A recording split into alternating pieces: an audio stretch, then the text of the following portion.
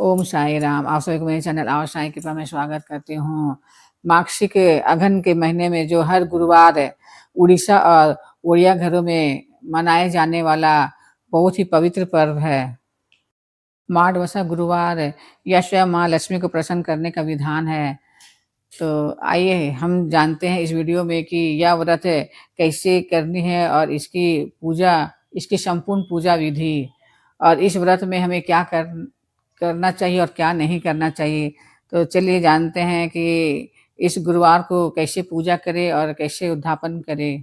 या पूजा के दौरान इसमें सबसे महत्वपूर्ण चीज़ होती है माना, जिसे पानी या धान नापने की एक बर्तन होती है। वह केवल एक बर्तन नहीं, उसे माता लक्ष्मी और अन्नपूर्णा का स्वरूप माना जाता है। जैसे कि उसमें नई धान की पूजा होती है तो उस माना में नई धान भर के उसे वस्त्र से ढककर फूलों से सजाई जाती है। फूलों की माला और फूल से उसे सजाई जाती है और उसे माता लक्ष्मी का स्वरूप मानकर ही पूजा करते हैं। यह पूजा ब्रह्म मुहूर्त में ही की जाती है, इसलिए एक दिन पहले ही बुधवार को अपने घर और आंगन की साफ सफाई कर लेनी चाहिए। और चावल के आटे से झूठी डाला जाता है और माता लक्ष्मी का चरण बनाकर उसे अच्छी तरह से सजाया जाता है और कमल के फूल, अल्पना, रंगोली ये सब बना के अपने घर के दहलीज को बहुत ही अच्छी तरह सजाया जाता है और माता लक्ष्मी का आने का स्वागत किया जाता है। पूजा की सामग्री है पान, सुपारी, हल्दी, नारियल, कुमकुम, आम पत्ता, रोड़ी और नई धान। जैसे कि गुरुवार को ब्रह्म मुहूर्त में उठकर तो सबसे पहले स्वच्छ साफ सुथरी वस्त्र पहनकर आप जिस स्थान में पूजा करेंगे वहाँ पर एक चौकी लगानी है। चौकी लगाने के बाद उसमें वस्त्र लाल या पीले वस्त्र बिछाकर माना रखते थे। अगर अभी तो सब शहर में ही रहते हैं तो शहर में अगर किसी के पास माना ना हो तो आजकल बांस की भी गोल टोकरी जैसे मिलती है, उसमें भी आप धान भर कर और उसे वस्त्र से ढक कर और उसमें फूल माला पहनाकर और माता का स्वरूप मान के उसकी भी पूजा कर सकते हैं।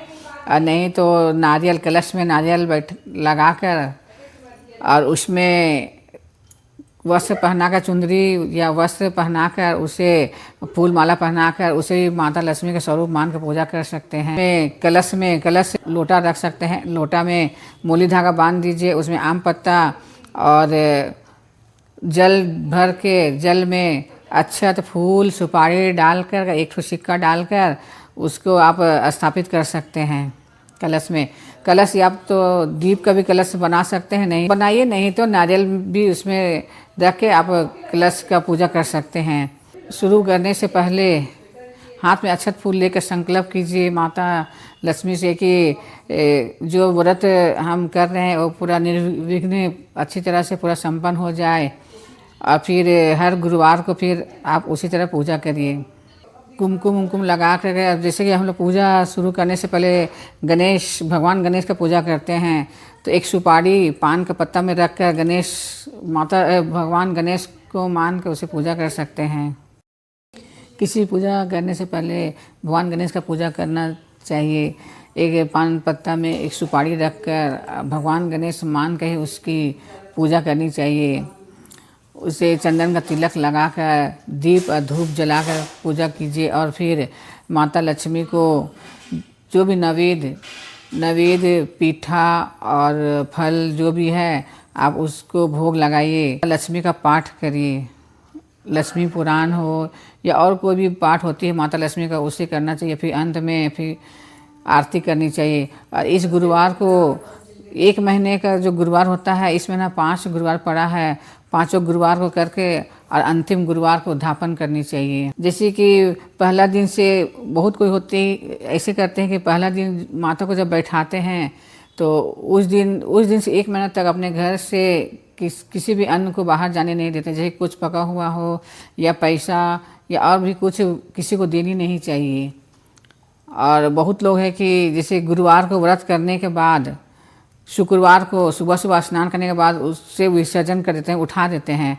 उठाने के बाद फिर जो कलश का जो जल है वो अपने पेड़ पौधों में डाल देते हैं और जो भी सामग्री है फल या नवेद वो अपने घर परिवार सब खाते हैं, वो किसी बांटनी नहीं चाहिए, अपने परिवार के सदस्य ही उसे खाना चाहिए। नेक्स्ट गुरुवार जब आने से फिर उसी तरह फिर चौकी बैठा कर, कलश से बैठा कर उससे ही पूजा करनी चाहिए।